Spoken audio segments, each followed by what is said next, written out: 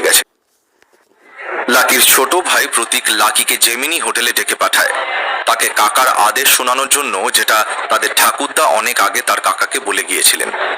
লাকির সঙ্গে প্রতীকের ছোটবেলা থেকেই একটা বিরোধ ছিল, তাই লাকি খুব একটা ভালোভাবে প্রতীকের এই দেখা করার প্রস্তাবটা নেয় না।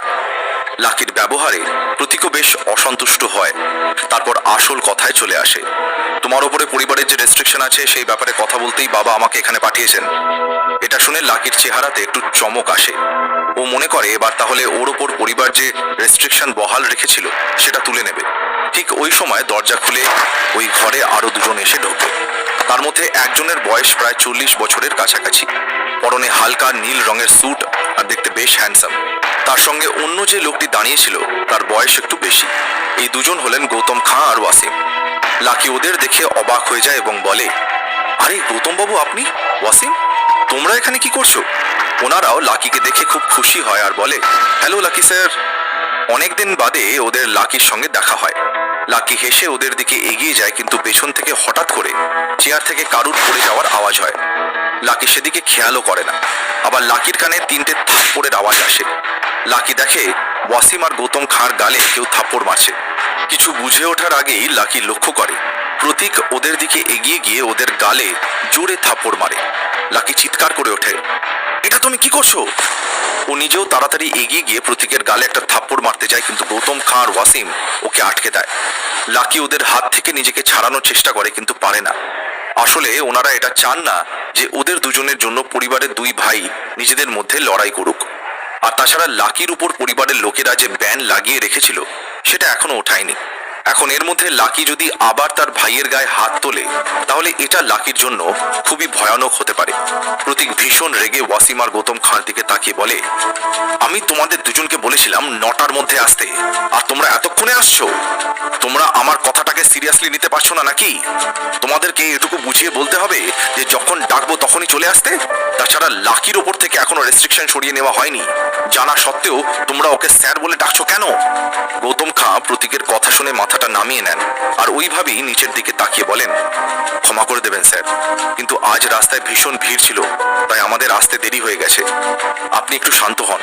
আমরা চাই না আপনি আমাদের কারণে এতটা উত্তেজিত হন। আপনাকে আমরা অসম্মান করতে যাব কেন? প্রতীক রেগে আবার গৌতম খাঁয়ের গালে একটা জোরে থাপ্পড় মারে। ওনার গাল লাল হয়ে যায়। আবার তুমি আমাকে অজুহাত দেখাচ্ছ? তুমি বলতে চাইছো আমি যে তোমাকে এক্ষুনি একটা থাপ্পড় মারলাম ওটা বিনা কারণে উত্তেজিত হয়ে মেরেছি? আমি তোমার সঙ্গে যা করলাম সেটা ভুল করছি?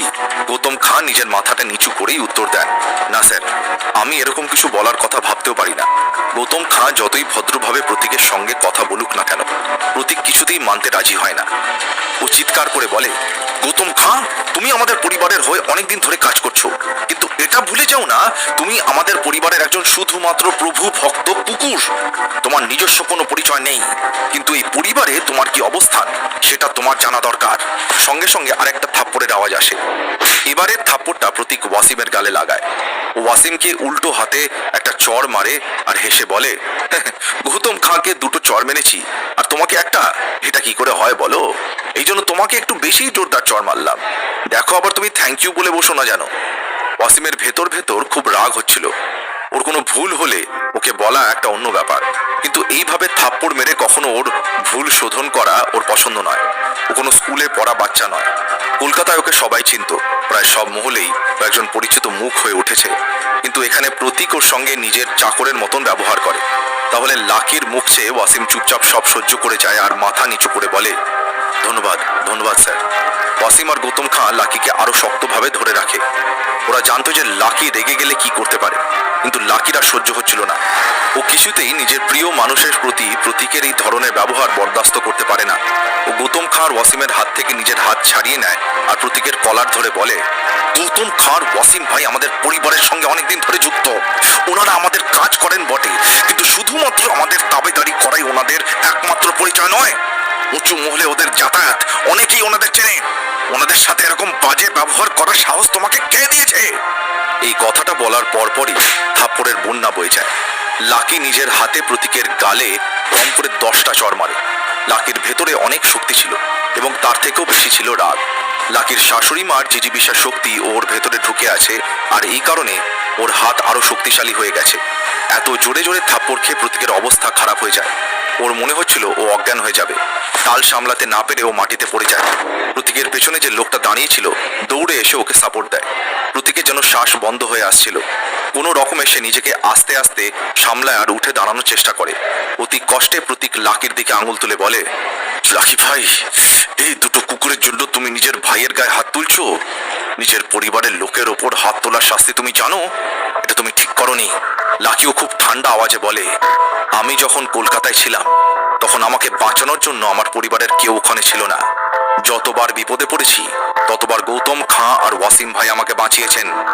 একবার তো আমাকে বাঁচানোর জন্য ওয়াসিম ভাইয়ের প্রাণও যেতে বসেছিল। কতদিন হসপিটালে ভর্তি ছিলেন। আমার কাছে ওরা দুজন খুবই সম্মানীয় আর তোমার থেকে অনেক বেশি আদরের। লাকির এই কথা শুনে গৌতম খাঁ আর ওয়াসিম দুজনেরই ভীষণ ভালো লাগে।